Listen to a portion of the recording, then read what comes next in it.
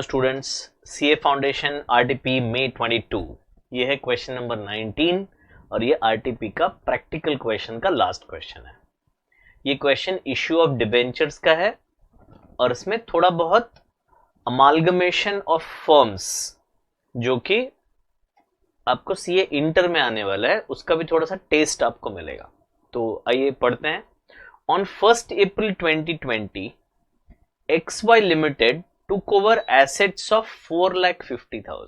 तो XY limited ने किसी और कंपनी को टेक ओवर किया और उसकी एसेट्स जो थी वो है 4,50,000। ठीक है, okay. And they also took over liabilities, तो लायबिलिटीज भी टेक ओवर की और लायबिलिटीज के वैल्यू है 60,000। तो अगर मैं किसी के एसेट ले रहा हूं 4.5 लाख की और उसकी लायबिलिटी भी ले रहा हूं अपने सर 60,000 की, तो I should pay him how much? तो आई शुड पे हिम 3,90,000, है कि नहीं? 4.5 लाख में से 60,000 माइनस कर दूंगा और मैं इसको नाम दे देता हूं नेट एसेट्स। नेट एसेट्स मतलब एसेट्स लेस लायबिलिटी। तो ideally I should pay him 3,90,000, but क्या बोल रहे हैं? It paid the purchase, sorry, for a purchase consideration of 4,40,000, यानी दो net asset was 390 but purchase consideration, यानी ये कंपनी को परचेस करने के लिए जो कंसिडरेशन मैं दूंगा, जो भी पैसे मैं देने वाला हूं या डिबेंचर में देने वाला हूं, वो डिसाइड हुआ है 4,40,000। अब ऐसा इन्होंने किया, क्यों किया है ये तो वही जाने, पर जो किया है वो हम बता रहे हैं आपको। तो थोड़ा सा कॉमा कर लेते हैं ताकि आपको फिगर समझ में आए अच्छे से। तो ये हो गया नेट पेमेंट्स। नेट पेमेंट यानी हम जो पेमेंट करने वाले हैं उसकी वैल्यू है 4,40,000। तो ये जो डिफरेंस है ना 390 और 440, उसको हम एक नाम दे देते हैं जो आपने बहुत बार सुना है, वो है गुडविल। यानी we are ready to pay 50,000 more. I will repeat, we are ready to pay 50,000 more because of the goodwill of that firm। ठीक है, अब हम उनको दे क्या रहे हैं? Are we giving them cash? No. So it paid the purchase consideration by issuing 8% debentures। तो ये 8% का कुछ काम नहीं है, ये तो रेट ऑफ इंटरेस्ट है, of ₹100 each at a 10% premium। तो यानी मैं लिखता हूं इधर फेस वैल्यू। तो डिबेंचर जो है उसका फेस वैल्यू कितना है बेटा? एक डिबेंचर का 100 रुपया है। प्रीमियम कितना है? प्रीमियम 10% है, तो 100 का 10% 10 रुपया होता है। तो इश्यू प्राइस कितना हुआ? इश्यू प्राइस हुआ 110 रुपया। तो नंबर ऑफ डिबेंचर हम कितना इश्यू करेंगे? तो हमें देना है 4,40,000, है कि नहीं? और उसको डिवाइड करेंगे इश्यू प्राइस से। इश्यू प्राइस कितना है बेटा? 110। तो नंबर ऑफ डिबेंचर कितने होंगे? आई एम सॉरी, इधर होगा अमाउंट पेएबल। तो अभी इधर लिखना है नंबर ऑफ डिबेंचर कितना होगा? नंबर ऑफ डिबेंचर होगा 4,40,000 डिवाइड बाय 110। तो हम 4,000 डिबेंचर इश्यू करेंगे जिसका 110 रुपया इश्यू प्राइस है। तो ये एक वर्किंग नोट हमारा बन गया। अब हम एंट्री करने की शुरुआत करते हैं। ठीक है, तो एंट्री होने वाली है 2020 अप्रैल 1। पहले हम बिजनेस खरीदने की एंट्री कर रहे हैं। ठीक है, तो सन्ड्री एसेट्स को हम डेबिट करेंगे। सन्ड्री एसेट्स जो हैं वो उसकी वैल्यू है 4,50,000। फिर गुडविल भी हमें डेबिट करना पड़ेगा। गुडविल भी तो एसेट होता है बेटा। ठीक है, तो गुडविल भी डेबिट करेंगे। Goodwill account debit. गुडविल कितना है? 50,000 रुपया। फिर टू कौन? To X we are XY to Himalayan. तो हम हिमालयन कंपनी को टेक ओवर कर रहे हैं। हिमालयन को कितने पैसे देने हैं? 4,40,000 और आ जाएगा टू सन्ड्री लायबिलिटीज, और सन्ड्री लायबिलिटीज आ जाएगा आपका 60,000। तो ये आपका एंट्री टैली हुआ डेबिट और क्रेडिट, ये 5 लाख रुपया हुआ और ये 5 लाख। एक और बार समझते हैं, हमने एसेट कितने का टेक ओवर किया, 4,50,000 का। गुडविल भी तो हमने कैलकुलेट किया 50,000, उसको भी डेबिट किया जाएगा। ये जो सन्ड्री एसेट है उसमें गुडविल इंक्लूडेड नहीं है। हमें हिमालयन को कितने पैसे देने हैं, 440 देने हैं, दैट इज परचेज कंसिडरेशन, और हमने उनकी 60,000 की लायबिलिटी भी टेक ओवर की है। तो ये एंट्री हुआ बिजनेस को परचेज करने का। इसका नरेशन लिखेंगे, being business of Himalayan limited purchased for a consideration of 4,40,000 wide board resolution number dash dated dash. ठीक है, अब क्या करना है सर, अब उनको देना है डिबेंचर्स। किनको देना है, हिमालयन लिमिटेड को। तो Himalayan limited account debit, account debit कितना, 4,40,000। फिर 8% डिबेंचर्स अकाउंट क्रेडिट, कितना बेटा, 4 लाख। अब ये 4 लाख कैसे आया बताता हूं। तो 4,000 डिबेंचर्स हैं और एक डिबेंचर 100 रुपए का है।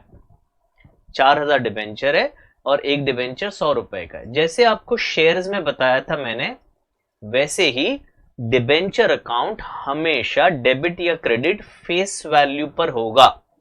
तो 4,000 शेयर फेस वैल्यू है 100, 4 लाख रुपया, और 2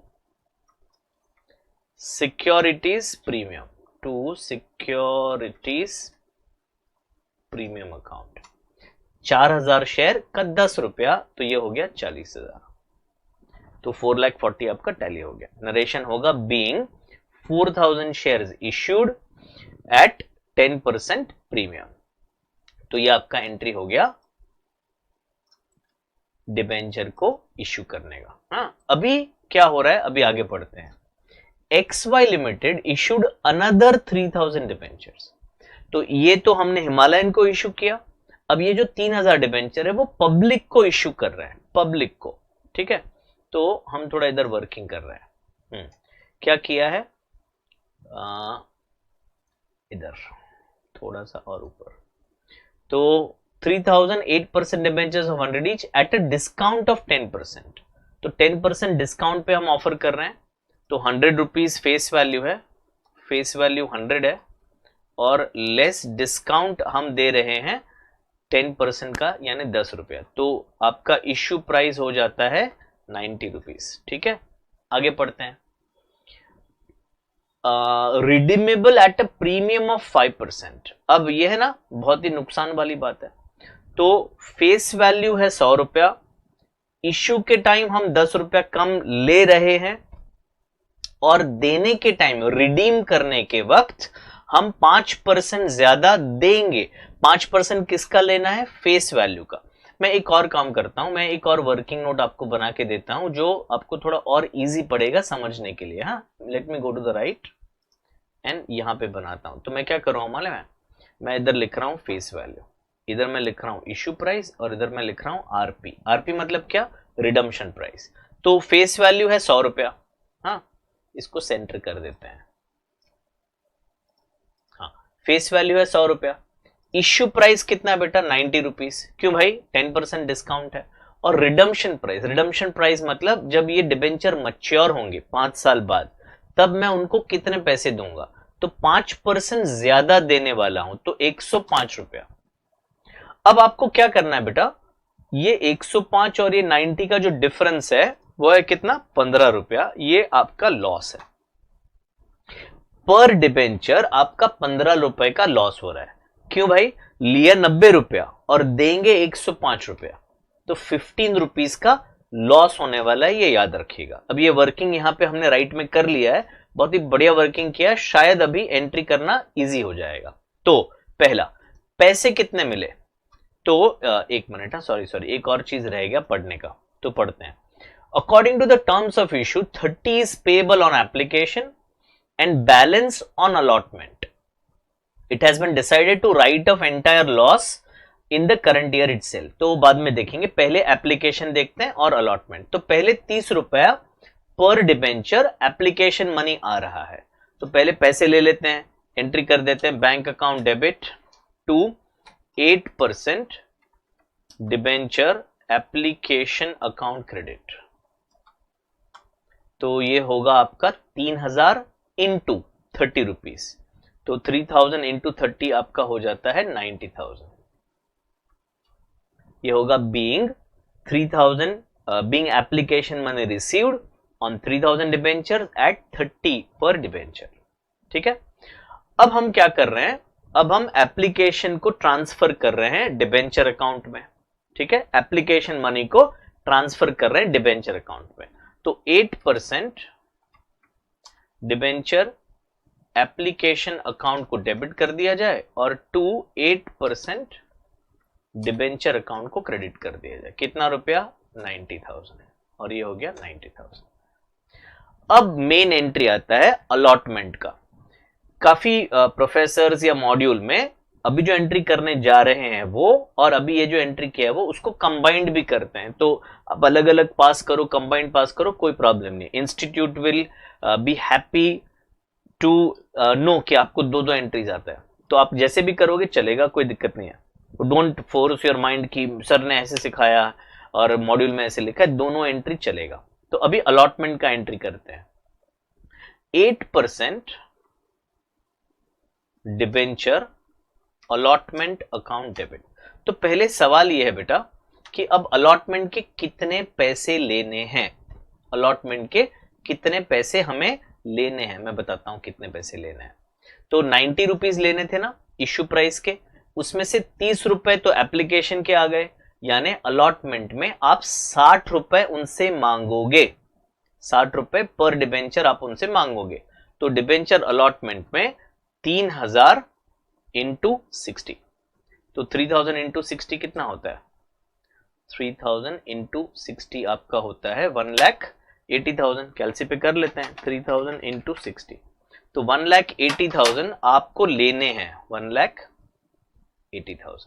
ओके, अभी डिस्काउंट आपने दिया है, ये 15 रुपए का लॉस है जो हम ऑलरेडी कैलकुलेट कर चुके हैं।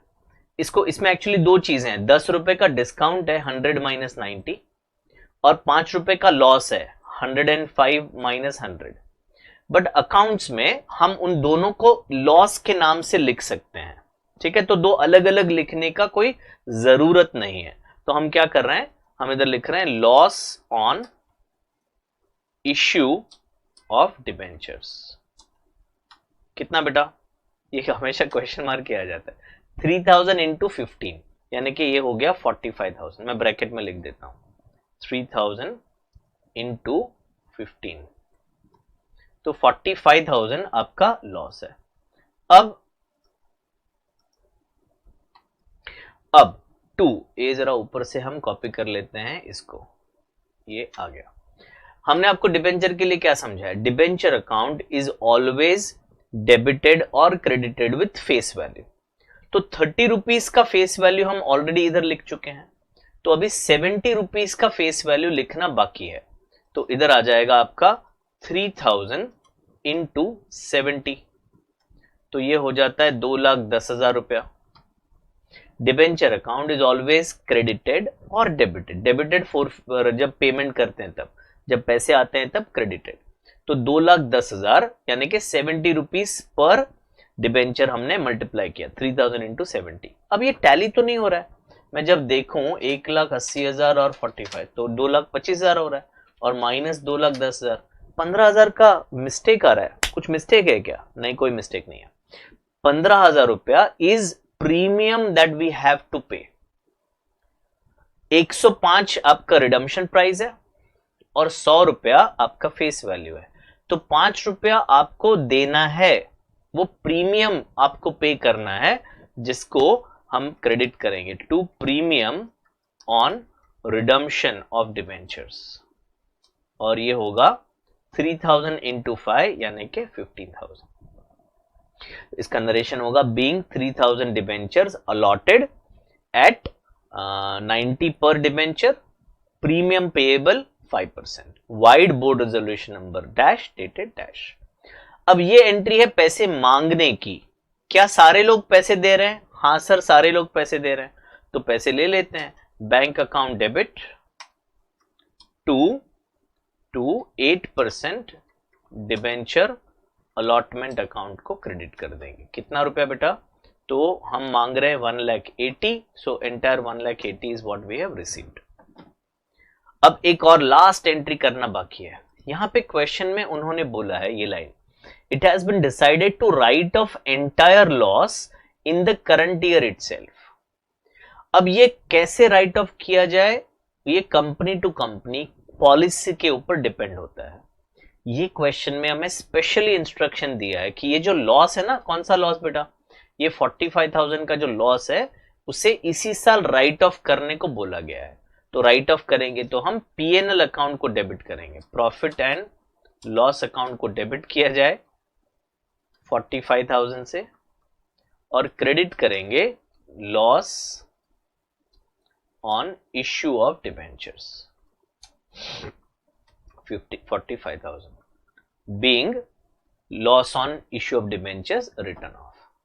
तो हमने बहुत ही बढ़िया कोशिश की है कि आरटीपी के सारे क्वेश्चन सॉल्व किए हैं, all 19 question solved. I am sure if you go through each and every question, it will be really helpful. Thank you so much for being with me throughout the RTP. All the best. Take care.